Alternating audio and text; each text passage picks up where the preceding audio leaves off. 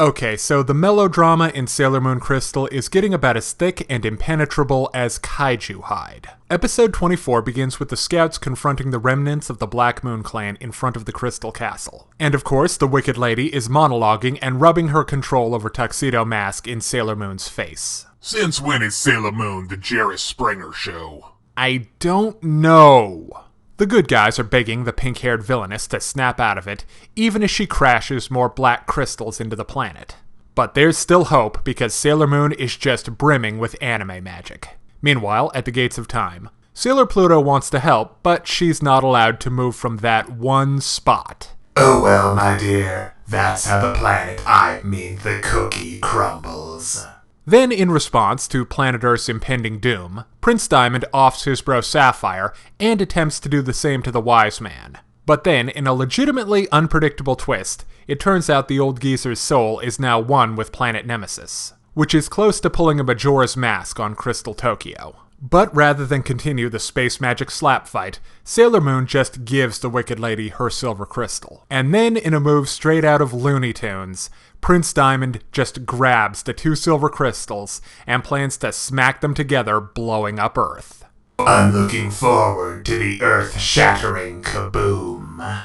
With 2 episodes left to go, Sailor Moon Crystal has basically hit the climax of the Black Moon arc. The most interesting part of this episode is the continuing presence of Sailor Pluto. There's some pretty interesting stuff going on here. We see hints of her loneliness and her relationship with Queen Serenity in a great scene with an adorable younger version of Sailor Pluto. And in theory, I like the idea of her being more active in the final battle against the Black Moon clan. But unfortunately, theories don't always stand up to harsh realities. And based on what we've seen in the action department, Pluto wouldn't exactly light the Moon Kingdom's darkest hour. First off, 80% of the team is benched without so much as a shot fired in defense of Crystal Tokyo. Sapphire is using the same boring power as Emerald, and with the revelation that Wise Man is literally a giant ball of evil from space, we're basically just watching The Fifth Element, but without Bruce Willis, or that awesome gun, or anything that made that movie fun. You know, like 90% of that movie was a joke, right, Private?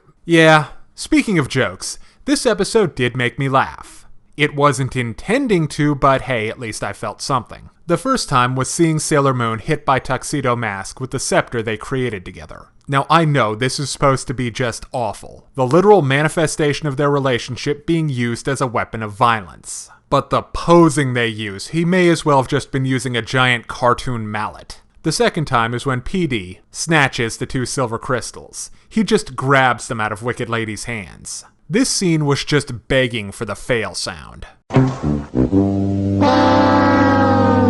Or maybe a...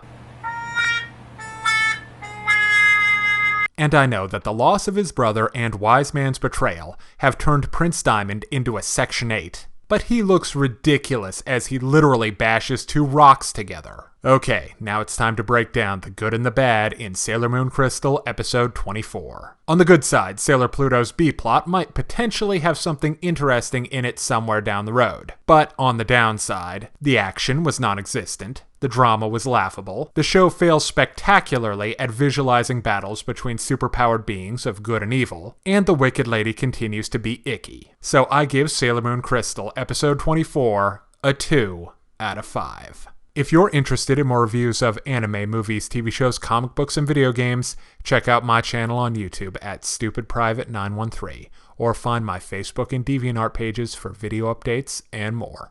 Thank you for watching. Hey kids, today's show is brought to you by the letter 4 and the number potato! I'm a stupid private.